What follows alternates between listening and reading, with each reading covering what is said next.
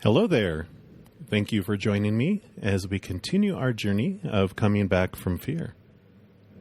As with our previous podcasts, we're going to start with some deep breathing just to help bring us out of our fight and flight mode. That'll calm our minds so that we can be more open to reflecting on our thoughts.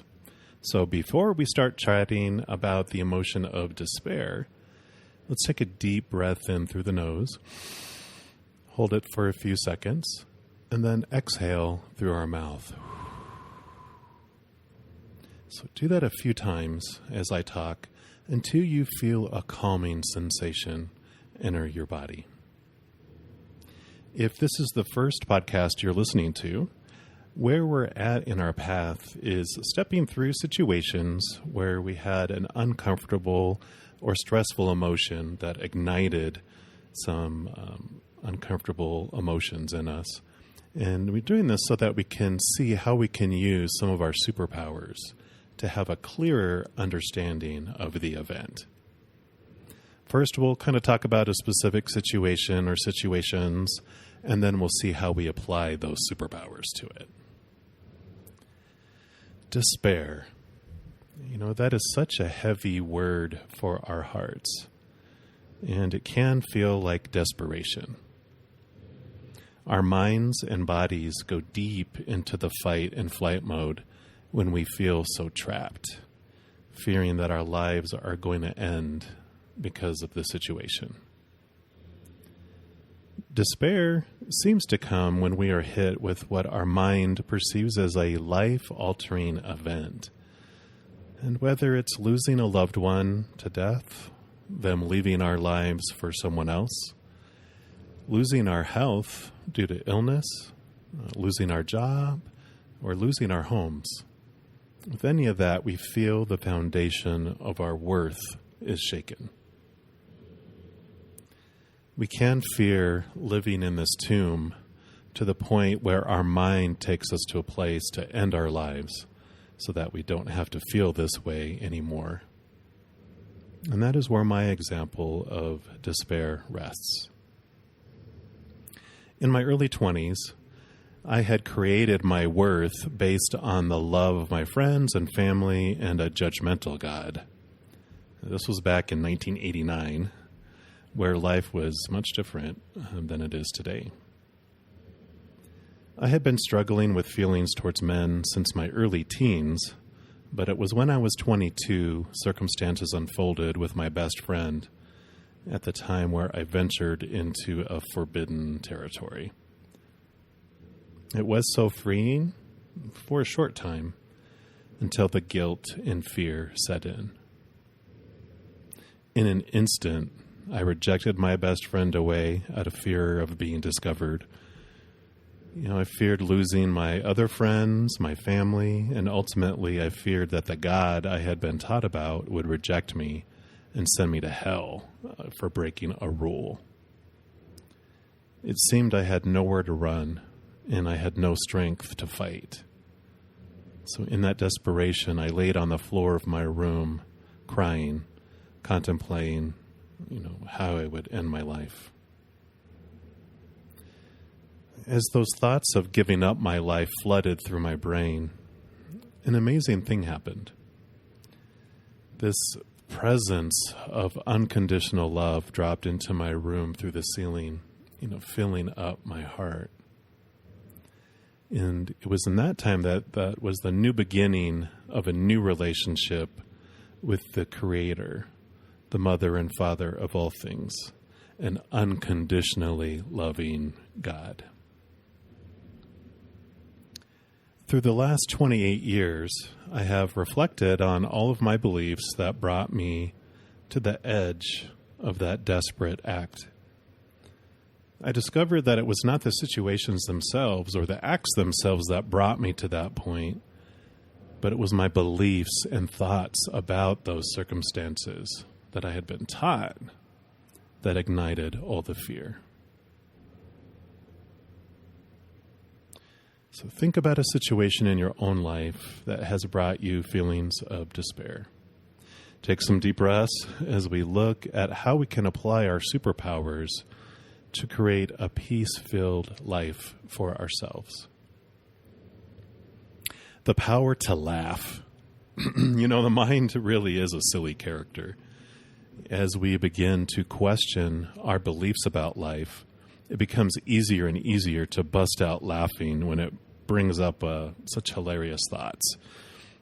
When we begin to strengthen our self-worth, thoughts like, my life is ruined because that person cheated on me, it becomes such a joke. Now I know it can take time to get to that point, and that's okay. When we're ready, we are ready. As we travel through our emotions, there are some things we can do with our power to laugh. For example, let's say if we lost our job, remember that we had other jobs before, and I will have other jobs in the future. Laugh at the thought that a job defines us. Ha ha ha! Because it doesn't. We define ourselves. If we lost our home, remember that we had other homes before, and we will have other homes in the future.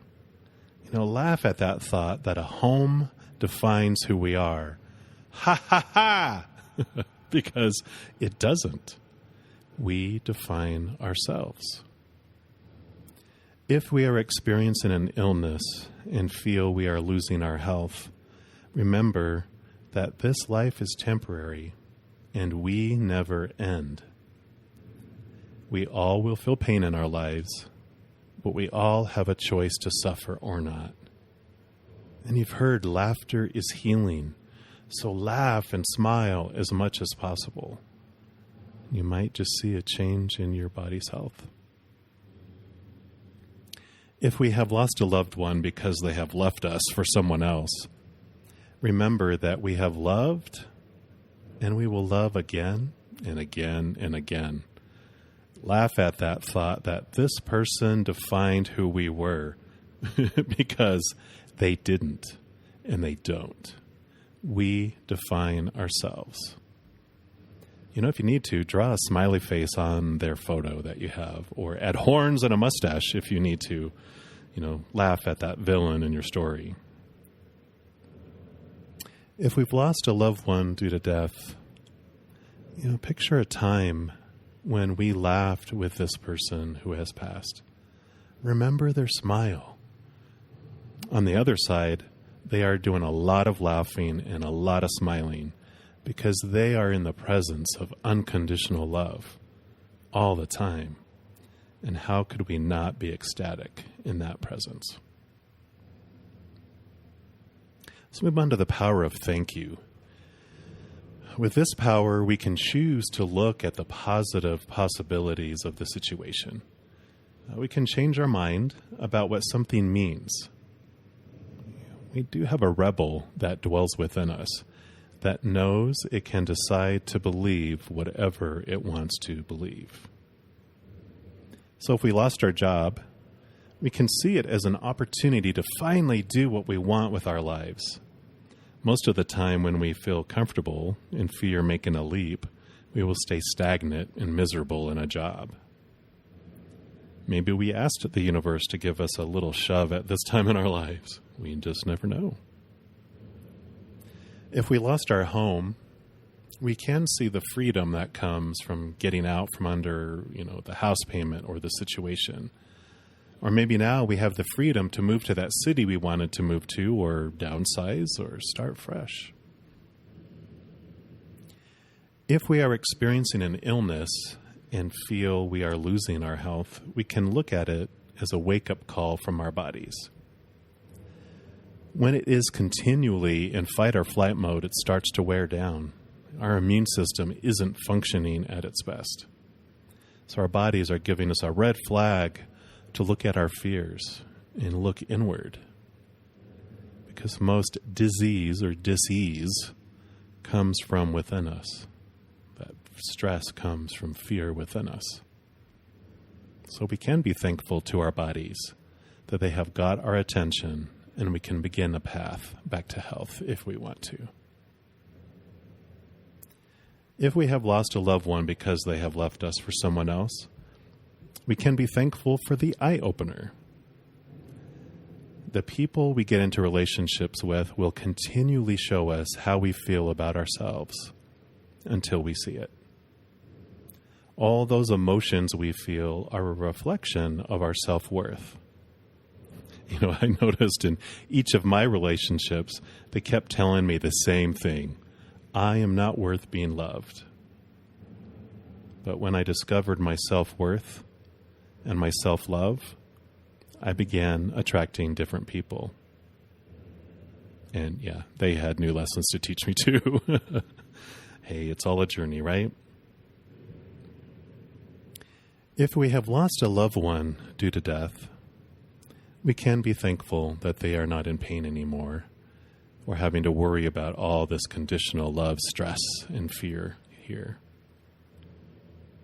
They have gone on to paradise ahead of us, and they'll be around us every moment we are here.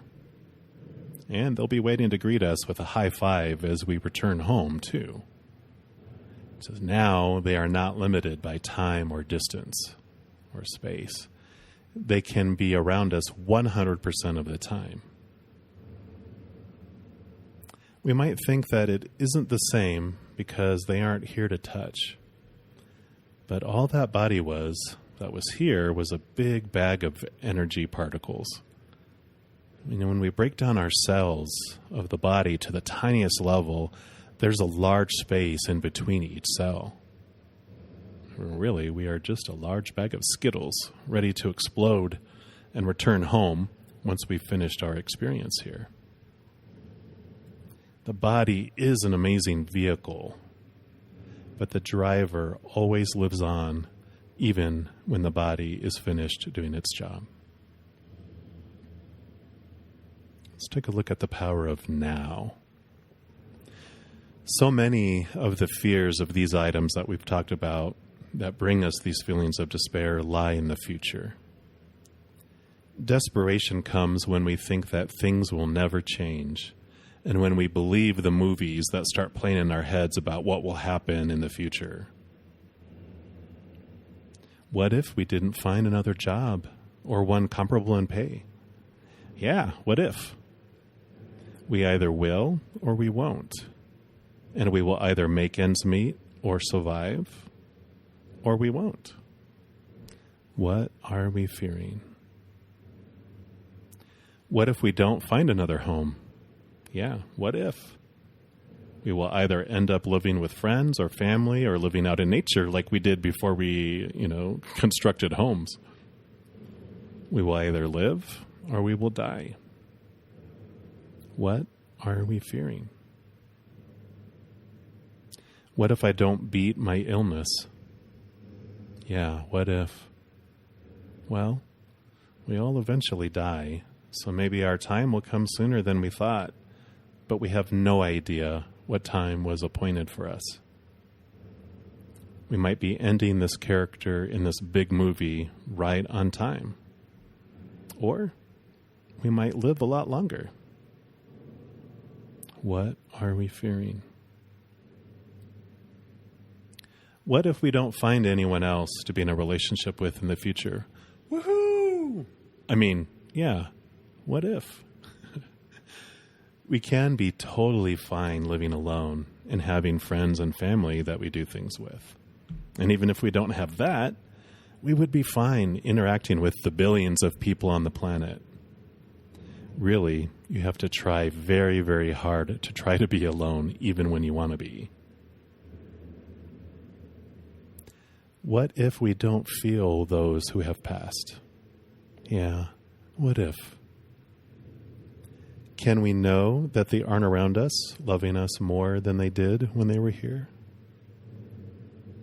Without the constraints of fear and conditional love of this planet, they are free to love us and love on us more than they ever could when they were here. We might be drawn into the past, yearning to feel their embrace again. But we can feel an even greater amount of love if we reach out to them from our hearts to the other side. We might get pulled into the future where we have a movie playing about how lonely and devastated we're going to be when we can't have them at an event or missing them on a special occasion. Well, now they don't have to choose which place to be at Christmas or choose between two parties. They can be at them all and are at them all. They can be 2 or 3 places at the same time. And if we feel we want to honor them at an event, then set a place setting for them at the dinner table, or have their picture on a table with a journal book, maybe for people to say hi to them or write down a memory of them. We can involve them in our lives still if we feel we need that physical presence. But, they don't need that from us. They are totally, perfectly, 100% awesome without any attention. They don't need it. Only our ego does. The power of no. When we are hit with all the beliefs of how things should be, it is a great opportunity to flex our power of no. That rebel I mentioned earlier is ready to decide what it wants for its own life, and it's so ready to confront the fear of rejection that keeps us imprisoned in those thoughts. Can you imagine having the courage to leave a job on your own, or the courage to get rid of a home, embrace our illness, or choose to leave a relationship for our own well-being? Or even the courage to choose to let the sorrow of death of a loved one be replaced with a joyful celebration of the life they lived, while looking forward to seeing them again one day. We can say no to the beliefs that society has placed on us about any situation, and that will change our lives. Lastly, the power to question. Once we reach a place where we can calmly contemplate the root of our emotion of despair, we can come to the conclusion that despair is rooted in loss. When we have a belief that any external person or situation or thing defines who we are, we have an unstable sense of self-worth. All those external things that are unstable, because, people do change their minds or die, situations never stay the same, and things deteriorate, break, or are stolen. If we depend on those things to define us, we will feel loss over and over again. I know it can be hard on the living when someone dies. We will all see each other again on the other side sooner than we can imagine. It is our ego that feels loss. When we are on the other side, we don't need people to miss us or mourn us, because we're in a place where there is no lack of anything. We have unconditional love exploding inside us continually. It is our ego here that takes us into a coffin of despair, producing thoughts that we won't be able to live without someone or the other person, or live the same life without them.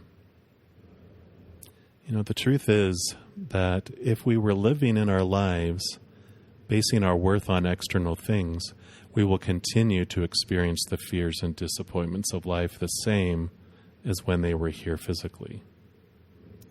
No one can make our decisions for us, and we will continue to make our own decisions once someone has passed or left us. They might be different decisions based on other influences, but we are the only ones who ultimately decide for ourselves. If we feel that our lives won't be the same because that love is now missing in our lives, we can question that thought and ask if that is really true. Think about that person in a situation where we felt they showed us they loved us. Isn't the love still there in our heart, in that memory? Feel that love. Reach out to that person in your heart and you will still feel the love existing, because it does. Our loved ones never leave us. Their physical body just might not be here. They are eternal, and so are we. Our love is everlasting and unconditional. Sit in silence for a moment and test that statement against your soul. Feel the truth of it. Know you are continually, unconditionally loved. Yeah, our mind will tell us, yes, I know that. But it can be so freeing when we make the connection between knowing something and living something. It's the difference between knowing that we have the power to question our thoughts and beliefs about any situation and actually taking the time and energy to question the thoughts. Show yourself that you are more than aware of your power. Show yourself you believe you have the power by activating that power and doing it. It will change your life. Next episode, we're going to look at the emotion of disappointment. And until then, take some quiet moments to reflect on situations where you experience the emotion of despair. Flex your mighty superpowers as you decide to make a different choice about what that moment means to you. You are full of mighty power. And remember, you never have to do anything you don't want to do.